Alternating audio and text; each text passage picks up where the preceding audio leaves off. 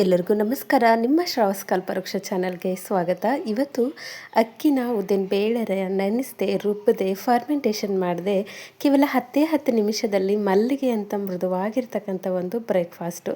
ಈ ಒಂದು ಬ್ರೇಕ್ಫಾಸ್ಟ್ನ ತುಂಬಾ ಸಿಂಪಲ್ಲಾಗಿ ಮಾಡ್ಕೊಳ್ಬೋದು. 2 ಪದಾರ್ಥ ಇದ್ದರೆ ಸಾಕು, ಇನ್ಸ್ಟೆಂಟಾಗಿ ಕೇವಲ ಒಂದು 10 ನಿಮಿಷದಲ್ಲಿ ಈ ಒಂದು ಬ್ರೇಕ್ಫಾಸ್ಟ್ನ ಮಾಡ್ಕೊಳ್ಬೋದು. ಮಾಡೋ ವಿಧಾನ ನೋಡ್ಕೊಂಡು ಬಿಡೋಣ. ಮೊದಲಿಗೆ ನಾನಿಲ್ಲಿ ಒಂದು ಪಾತ್ರೆಗೆ 1 ಕಪ್ ಅಳತೆಯಲ್ಲಿ 1 ಕಪ್ ಆಗುವಷ್ಟು ಚಿರೋಟಿ ರವೆನ ಬಳಸ್ಕೊಳ್ತಿದ್ದೀನಿ. ಈ ರೀತಿ ಚಿರೋಟಿ ರವೆ ಅಥವಾ ಉಪ್ಪಿಟ್ಟಿನ ರವೆ, ಬಿಳಿ ಉಪ್ಪಿಟ್ಟಿನ ರವೆ ಆದರೂ ಬಳಸ್ಕೊಳ್ಬೋದು. ಈ ಒಂದು ಕಪ್ ಚಿರೋಟಿ ರವೆಗೆ ಅರ್ಧ ಕಪ್ ಆಗುವಷ್ಟು ಮೊಸರನ್ನ ಸೇರಿಸ್ಕೊಳ್ಳೋಣ. ನೋಡಿ, 1 ಕಪ್ ಚಿರೋಟಿ ರವೆಗೆ ಅರ್ಧ ಕಪ್ ಆಗುವಷ್ಟು ಮೊಸರಿದ್ದರೆ ಸಾಕು. ತುಂಬಾ ಸಿಂಪಲ್ಲಾಗಿ ಮಾಡ್ಕೊಳ್ಬೋದು. ಹಾಗೆ ಒಂದು ಸ್ವಲ್ಪ ಸಣ್ಣದಾಗಿ ಕಟ್ ಮಾಡಿರ್ತಕ್ಕಂಥ ಈರುಳ್ಳಿ, ಹಸಿರು ಮೆಣಸಿನಕಾಯಿ, ತುರಿದಿಟ್ಟಿರ್ತಕ್ಕಂಥ ಒಂದು ಸ್ವಲ್ಪ ಕ್ಯಾರೆಟು, ಹಾಗೆ ಸಣ್ಣದಾಗಿ ಕಟ್ ಮಾಡಿರ್ತಕ್ಕಂಥ ಒಂದಿಷ್ಟು ಕರಿಬೇವಿನ ಎಲೆಗಳು, ಹಾಗೆ ಸ್ವಲ್ಪ ಕೊತ್ತಂಬರಿ ಸೊಪ್ಪನ್ನ ಸೇರಿಸ್ಕೊಂಡಿದ್ದೀನಿ. ಈ ವೆಜಿಟೇಬಲ್ನ ಬೇಕು ಅಂದರೆ ಸೇರಿಸ್ಕೊಳ್ಳಿ, ಇಲ್ಲಾಂದರೆ ಸ್ಕಿಪ್ ಮಾಡ್ಕೊಳ್ಳಿ. ಇವಾಗ ಮೊಸರು, ರವೆ ಹಾಕಿರ್ತಕ್ಕಂಥ ವೆಜಿಟೇಬಲ್ಸ್ನ ಒಂದ್ಸರಿ ನೀರು ಹಾಕದೆ ಕಲಿಸ್ಕೊಳ್ಳೋಣ. ಈ ರೀತಿ ಕಲಿಸ್ಕೊಂಡ ನಂತರ ನೀರನ್ನ ಸೇರಿಸ್ಕೊಳ್ಬೇಕು. ನೀರು ಬಂದು ಯಾವ ಕಪ್ಪನ್ನು ಬಳಸ್ಕೊಂಡು ರವೆ ತೊಗೊಂಡಿದ್ವಿ ಅದೇ ಒಂದು ಕಪ್ಪಿಂದ 1/4 ಕಪ್ ಆಗುವಷ್ಟು ನೀರನ್ನ ಸೇರಿಸ್ಕೊಳ್ಬೇಕು.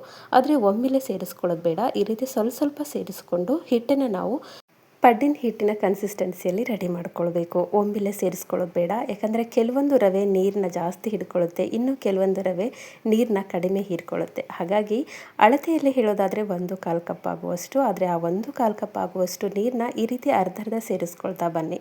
ಇವಾಗ ನೋಡಿ, ಇನ್ನೂ ಅರ್ಧ ನೀರನ್ನ ಸೇರಿಸ್ಕೊಂಡಿದ್ದೀನಿ. ಮತ್ತೆ ಹಿಟ್ಟನ್ನು ಕಲಿಸ್ಕೊಳ್ಳೋಣ. ಈ ರೀತಿ ಕಲಿಸ್ಕೊಳ್ಳಿ, ಯಾವುದೇ ಗಂಟುಗಳಾಗೋದಿಲ್ಲ. ಇಲ್ಲಿ ನಾನು ವೆಜಿಟೇಬಲ್ ಸೇರಿಸಿರೋದ್ರಿಂದ ಚಟ್ನಿ ಅವಶ್ಯಕತೆ ಇರೋದಿಲ್ಲ ಅನ್ನೋದಕ್ಕೋಸ್ಕರ ಸೇರಿಸ್ಕೊಂಡಿದ್ದೀನಿ. ಇದು ಕಂಪ್ಲೀಟಾಗಿ ಆಪ್ಷನಲ್. ಕೇವಲ ರವೆ ಮೊಸರು ಇತ್ತು ಅಂದರೆ ಸಾಕು, ನಾವು ಪಡ್ಗಳನ್ನ ಮಾಡ್ಕೊಳ್ಬೋದು. ಇವಾಗ ನೋಡಿ, ಹಿಟ್ಟು ಸ್ವಲ್ಪ ಗಟ್ಟಿಯಾಗೇ ಇದೆ. ಇದೇ ಒಂದು ಕನ್ಸಿಸ್ಟೆನ್ಸಿಯಲ್ಲಿ ಇರಲಿ. ನಂತರ ಮತ್ತೆ ನೀರನ್ನ ಸೇರಿಸ್ಕೊಳ್ಳೋಣ. ಇವಾಗ ರುಚಿಗೆ ತಕ್ಕಷ್ಟು ಉಪ್ಪನ್ನ ಸೇರಿಸ್ಕೊಂಡಿದ್ದೀನಿ. ಬಣ್ಣಕ್ಕೋಸ್ಕರ 1/4 ಸ್ಪೂನ್ ಆಗುವಷ್ಟು ಸಕ್ಕರೆ. ಇನ್ಸ್ಟೆಂಟಾಗಿ ಮಾಡ್ತಿರೋದ್ರಿಂದ ಏನೋ ಅವಶ್ಯಕತೆ ಇದೆ, ಹಾಗಾಗಿ 1 ಸ್ಪೂನ್ ಆಗುವಷ್ಟು ಏನೋ ಸೇರಿಸ್ಕೊಂಡಿದ್ದೀನಿ.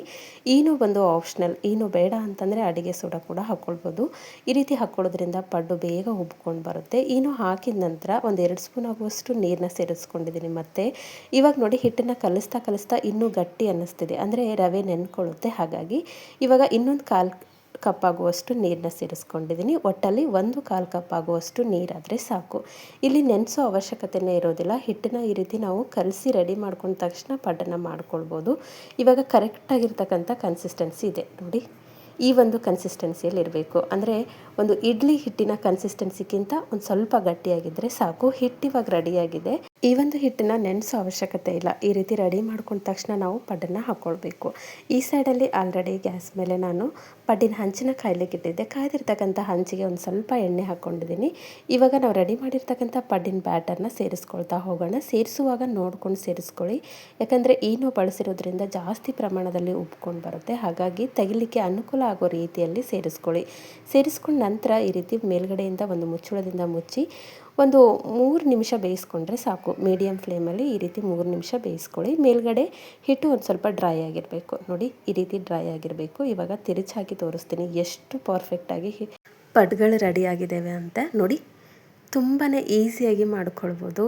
ಅಕ್ಕಿನ ನೆನೆಸ್ದೆ, ಉದ್ದಿನಬೇಳೆ ನೆನೆಸ್ದೆ, ಇನ್ಸ್ಟೆಂಟಾಗಿ ಬೇಕು ಅಂದಾಗ ಈ ರೀತಿ ಒಂದು 5 ನಿಮಿಷದಲ್ಲಿ ನಾವು ಹಿಟ್ಟನ್ನು ಕಲಿಸ್ಕೊಂಡ್ರೆ ಸಾಕು. ಬೇಕು ಅಂದಾಗ ಈ ಒಂದು ಬ್ರೇಕ್ಫಾಸ್ಟ್ನ ಮಾಡ್ಕೊಳ್ಬೋದು. ಮಕ್ಕಳ ಒಂದು ಲಂಚ್ ಬಾಕ್ಸಿಗಿರ್ಬೋದು ಅಥವಾ ರಾತ್ರಿ ಡಿನ್ನರ್ಗಾದರೂ ನೀವು ಮಾಡ್ಕೊಳ್ಬೋದು. ಇಲ್ಲ ಬೆಳಿಗ್ಗೆ ಬ್ರೇಕ್ಫಾಸ್ಟಿಗೆ ಕೂಡ ಬಳಸ್ಕೊಳ್ಬೋದು. ಇದ್ರ ಜೊತೆಗೆ ಒಂದು ಕಾಯಿ ಚಟ್ನಿ ಇತ್ತು ಅಂದರೆ ಸೂಪರ್ ಆಗಿರುತ್ತೆ.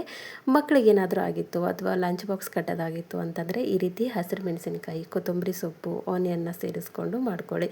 ನೋಡಿ, 2 ಬದಿಯಲ್ಲಿ ಈ ರೀತಿ ಕೆಂಪು ಆದಮೇಲೆ ನಾವು ತಗೊಳ್ಬೇಕು. ಆದರೆ ಬೇಯಿಸುವಾಗ ಮೀಡಿಯಮ್ ಫ್ಲೇಮಲ್ಲೇ ಇಟ್ಕೊಂಡು ಬೇಯಿಸ್ಕೊಳ್ಳಿ.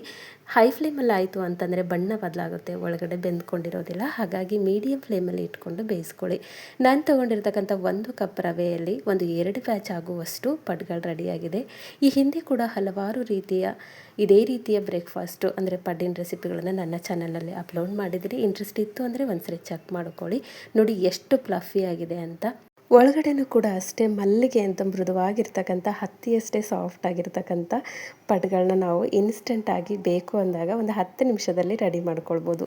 ಐ ಹೋಪ್ ಇವತ್ತಿನ ರೆಸಿಪಿ ನಿಮಗೆ ಭಾಳ ಇಷ್ಟ ಆಗದ ಅಂದ್ಕೊಳ್ತೀನಿ. ಇಷ್ಟ ಆಗಿದ್ದರೆ ದಯವಿಟ್ಟು ನನ್ನ ಚಾನಲ್ನ ಸಬ್ಸ್ಕ್ರೈಬ್ ಮಾಡ್ಕೊಳ್ಳಿ. ಹಾಗೆ ಈ ಒಂದು ರೆಸಿಪಿನ ನಿಮ್ಮ ಫ್ರೆಂಡ್ಸ್ ಆ್ಯಂಡ್ ಫ್ಯಾಮಿಲಿಗೆ ಶೇರ್ ಮಾಡಿ. ನಾಳೆ ಮತ್ತೊಂದು ಹೊಸ ರೆಸಿಪಿಯೊಂದಿಗೆ ಸಿಗೋಣ. ಧನ್ಯವಾದ.